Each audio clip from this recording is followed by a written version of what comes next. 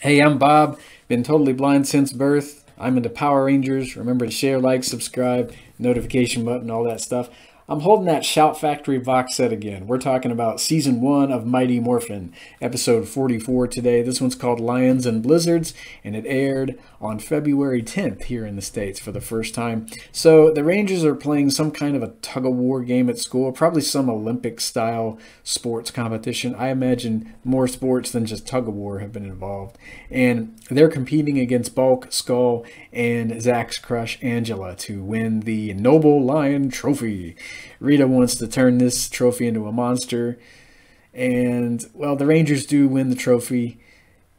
So, Angela and Bulk and Skull, they fall into the mud. They lose the tug-of-war competition, and the trophy is awarded to the Rangers, but Bulk and Skull, they make off with the trophy. Rita decides to send some putties down to distract the Rangers while she nabs that trophy herself. So it is turned into a monster. The putties are, of course, beaten back. And Bulk and Skull, they wind up on the receiving end of a big old wind blast from Gotan, the half-lion, half-goat monster created from the trophy. So I find it interesting that Rita has been using magic spells to create monsters since Doomsday. I mean, she used some seeds to grow her octoplant. I guess that wasn't really a spell, but it's a magical series of seeds there. Then she turned the run-of-the-mill Pig Norman into a monster with a spell, and here she is using a spell to turn a trophy into a monster. I'm wondering if Finster's monster blueprints or something like that, I wonder if a lot of those got deleted when Alpha hacked into her files in Doomsday Part 2. Just a thought. I have no idea. It's something I've been wondering about. And I think my brother mentioned that. I think I saw somewhere online that people were thinking the same thing at some point on some kind of forum or another. Interesting that we see more monsters created as a result of magic spells after the big Doomsday two-parter.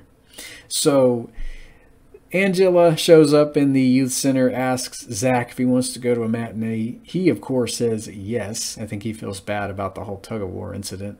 And, you know, they're trying to figure out what the heck happened to their trophy. So the other Rangers, they got to go into battle as Zach is enjoying his movie. And Gotan is quite an interesting monster. Yes, I wish Hasbro would make that in the Lightning Collection. So he fights with this bow and arrow.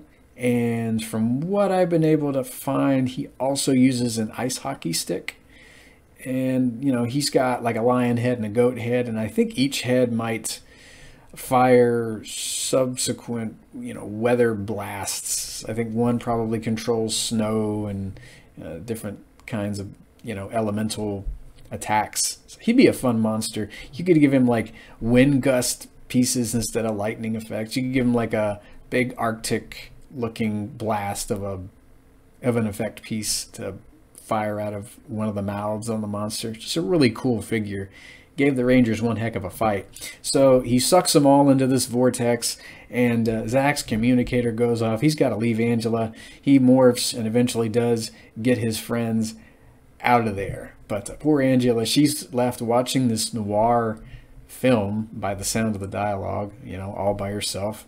So, you know, Rita makes the monster grow. The Zords are summoned. The Megazord in tank mode, I think it's hit by a snowstorm, but then it turns into battle mode and eventually does wind up destroying Gotan with a power sword slash. And this is one of those instances in which the object created from the monster, well, it's not recoverable. It's destroyed, so no lion trophy for anybody, I guess.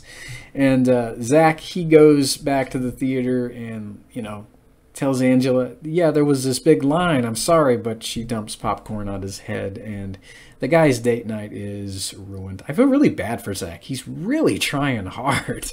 The episode ends with Bulk and Skull being escorted into the classroom by police for some reason, and they're all muddy, I guess. A fish crawls out of Bulk's pants, or maybe his shirt, I don't know. And, well, the episode ends on a big laugh. I can't say Bulk and Skull did not deserve it in this episode, though. You know, stealing is wrong, you two. You ought to know better.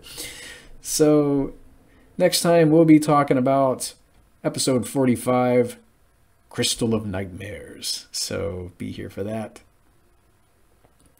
So yeah, this one was an interesting episode, seeing it when I was a kid. I think I was watching it with a group of friends sometime in like 94 or 95. I would see it during syndication, and I always remember really liking Gotan as a monster. Just a really freakish looking lion goat thing.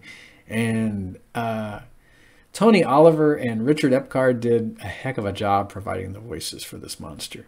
Always freaked me out a little bit when I was a kid. Didn't scare me, but I really wanted the action figure. I still do. Anywho, Crystal of Nightmares next time. I will hear you guys in the next Power Rangers related video, and have a great day.